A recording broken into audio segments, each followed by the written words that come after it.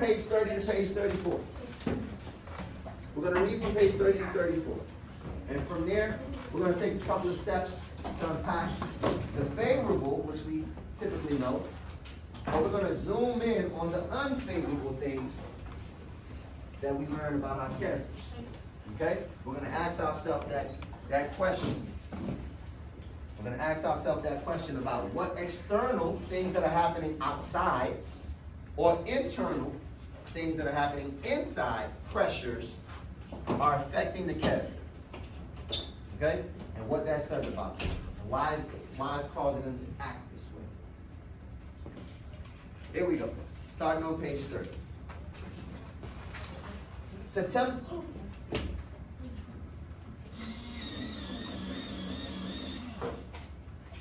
September has come and gone. My daily routine is riding the bus in the morning, eating lunch with Sam.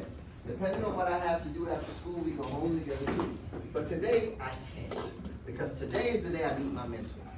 I have to take a different bus after school to go to the first woman-to-woman meeting. I'm at a library in Northeast Portland. When the dismissal bell rings, I make my way to Sam's locker before I leave. Sam is looking into a mirror trying to fix her unfixable hair. Her locker is full of pictures of her cat, Misty, who she found in the rain. Owners definitely look like their cats. Sam's thick hair sheds all over the place. Her eyes are big, full, and piercing. Her mouth is thin and overshadowed by her cheeks. She swoops her hair behind her ear, ready to meet the woman who's going to change her life. I laugh. We walk outside and stop at the corner. At least someone notices you need someone to talk to. It could be worse. It could be me. No one ever thinks I need anything, Sam says. The light changes. She walks away so fast, I can't ask her what she means by that. I can't ask her what it is she needs. When I get to the library, groups of women are huddling in circles, mingling and making small talk. The woman at the front desk checks me in and hands me a name tag. I print my name in a green marker and stick the tag on the left side of my chest. The woman scrolls her finger down the list. Jay Butler? Let's see. Your mentor hasn't arrived yet, she tells me. I'm sure she'll be here soon. Her name is Maxine. Okay. The woman hands me a folder. This is all you need to know about Women to Women. It has our schedule for mentor-mentee outings, a handbook that goes with over expectations, and a lot of resources for you. Thank you. Help yourself to the refreshments, the woman says. She points to two long tables that have been pushed together to hold fruit and cheese trays, chips and dip, cookies and drinks. Before heading to the snack table, I walk to the back of the library and claim my seat, 2 rows from the last. I put my jacket on the back of a folding chair and set the folder down. I walk over to the table and put the 5 cookies in a napkin, looking around to make sure no one is watching. I fold the napkin and go back to my seat, where I slip the cookies into my my backpack.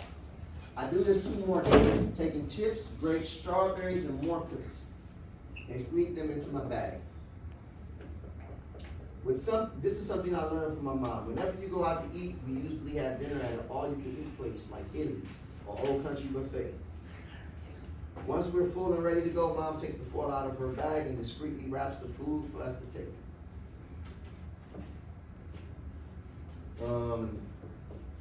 On my last trip to the table, I make a plate to eat for now. When I get back to my seat, a girl is sitting next to my chair. Hi, she says, I'm Jasmine. Pick up the reading, Zariah. Louder, please, for everybody here. Jade, I noticed no one is sitting next to me. Have you met your mentor? She's not here yet, definitely. Mine either. At least I'm not alone. A woman stands in front of the room and calls everyone's attention. Good afternoon, everyone. My name is Sabrina. I am so honored to kick off another cohort of mentors and mentees. He said, I am the founder and executive director of Women to Women. I started the program because I believe in power and sisterhood. These girls are often overlooked and if our needs are not important. And well, I get tired of complaining and wanting to do something about it. Sabrina says she has a small, high-pitched voice tall and thin in the darkest shade of black. Her hair is braided in tiny singles and pinned up in the front. As Sabrina is talking, a woman walks in quietly, closing the heavy door behind her so it doesn't make too much noise. She stops at the table to sign in and write her name on a name tag. She looks regal and carries herself in a way that makes me sit up in my seat. Our eyes meet and she smiles.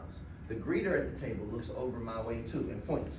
I can't tell if she's pointing at me or Jasmine. Once the woman gets closer, I see her name tag says Brenda.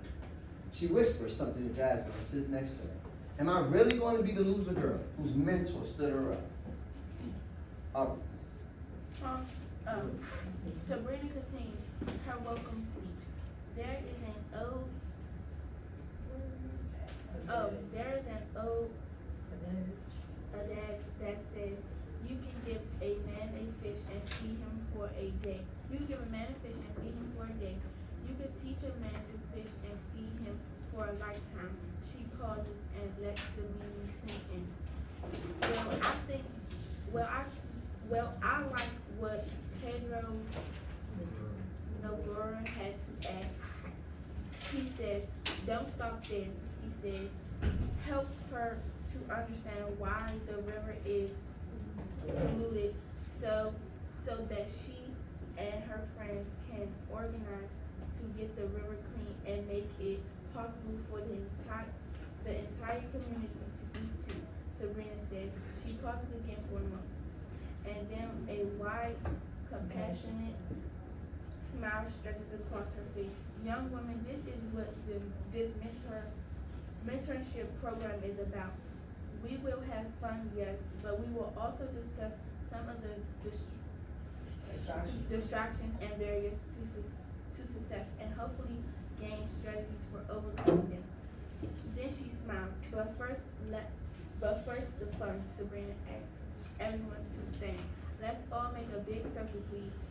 Mentees, please stand next to your mentors. I look around the room. I got it from there, I'm sorry. I look around the room one more time and watch each pair join together, laughing and talking and getting to know one another. Maxine still isn't here. Some mentor. Sabrina says first, we'll have everyone go around and say their names. But to add a little twist, say your name with the word that describes you and begins with the letter of your first name. Sabrina steps forward. Okay, I'll go first. Silly Sabrina, she announces. Then the next person says, hilarious Hillary. And the woman next to her, bookworm Brenda. I think of names for my mentor. Missing Maxine, mediocre Maxine, mean Maxine. This is stupid. I'm ready to go. I look back at the table. The greeter woman isn't there anymore. I take my jacket off the back of their chair. I was saying, grab my backpack and sneak out before anyone notices that no one came here. I walk to the bus stop, thinking about the fish and the river Sabrina was telling us about. I don't really want to learn about the polluted river. I want to move to where the water is clean. I don't want to play childish games, getting to know you games. If I'm going to do this program, I want to get something out of it. As I wait for the bus, some man with holes in his jacket and a bottle in his hand comes up to me and says, you got a number, Jade? How do you know my name? The man's eyes are looking at my bosoms. I'm going to stop right there. Let's stop right there. Right here on page 34. As we did for Mr. Koroma earlier, we have to list some things that are favorable and unfavorable for our main character, Jade. All right, so Jade here. In reading about Jade and her story so far, some favorable things that I've seen about Jade are, she's funny, especially when she was talking to Lee. She's a lot like Mr. Koroma. We share sarcasm in common, right? A lot of the things that she's upset about, she makes jokes of, or she mocks it so that people understand her discontent. I've also learned that she is hardworking, right? Like she comes from a single family home, and all of those traits make her want to do things. So she's hardworking, right?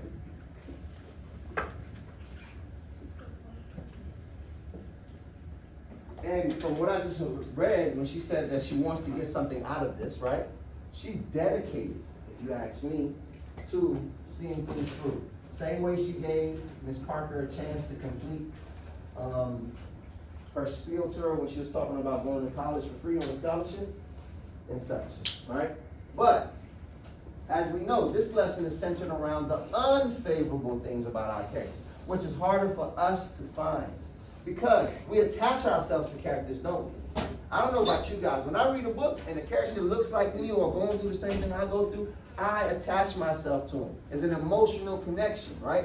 If they're hurt, I'm hurt. If they're happy, I'm happy. If they're sad, I'm sad. I go through that range of emotions. You can hear it in my reading sometimes too, when I'm reading for characters, because I can feel that pain or I can feel that joy. I can feel whatever they're going through.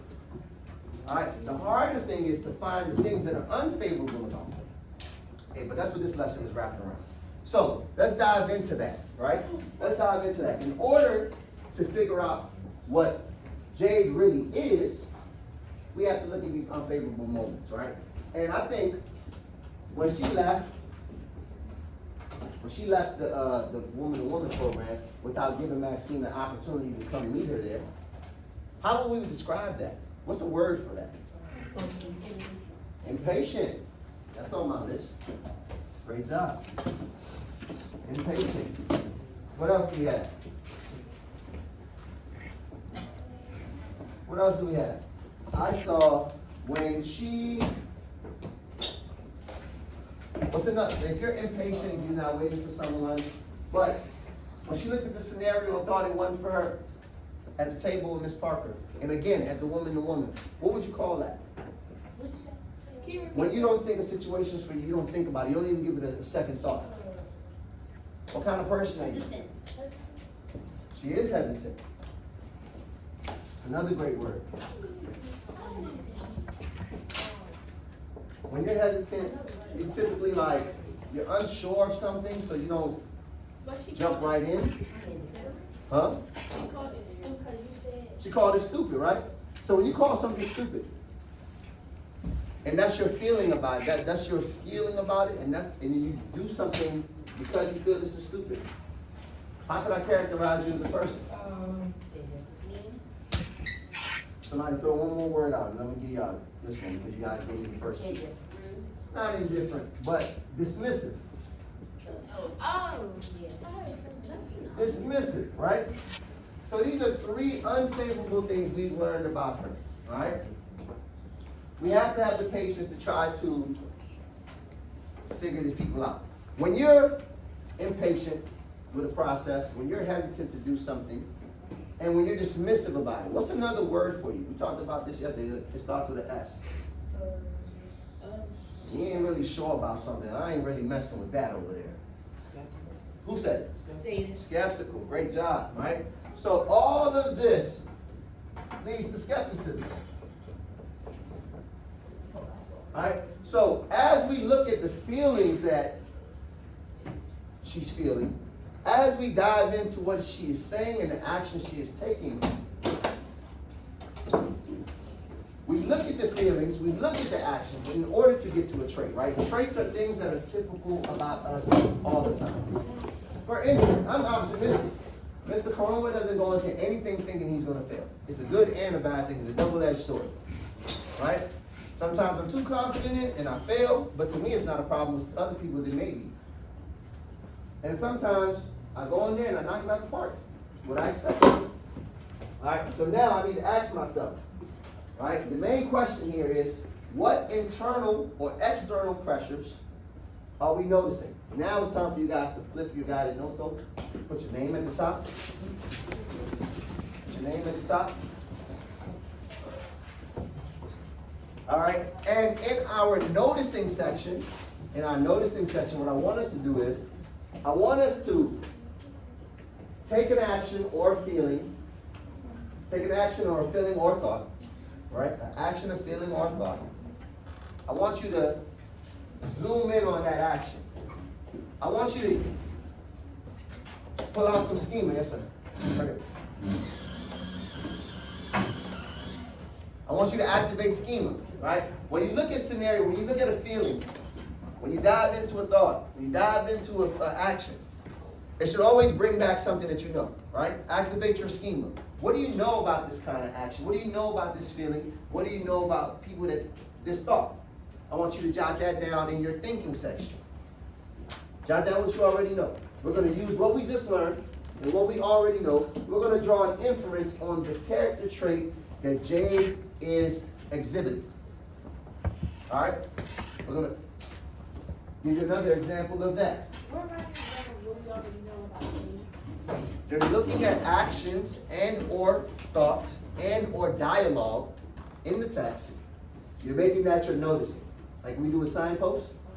You're making that you're noticing. Word for word, verbatim from the text. And then in your thinking, you activate your schema. What do I already know about situations like this? I want you to jot that down quickly. Like, if you can make that in a sentence, perfect. So, if I can use, for example, if I can use when Jade said this is stupid when she walked out, Mhm. and I can say, well, I already know from that Jade is dismissed. We kind of jumped the gun a little bit, right? Just a little bit. I got excited. What we're doing now is we're going back to get to this point. Now we're going back to get to this point, how we get to these words. But that requires us to attach ourselves to an action, a thought, and or some dialogue. Think about it. What does that dialogue, that action, or that thought tell us? Jot that down. And you're going to pair the two together to come up with a conclusion based off of that. That's going to lead to one of these. Okay? So that's on me.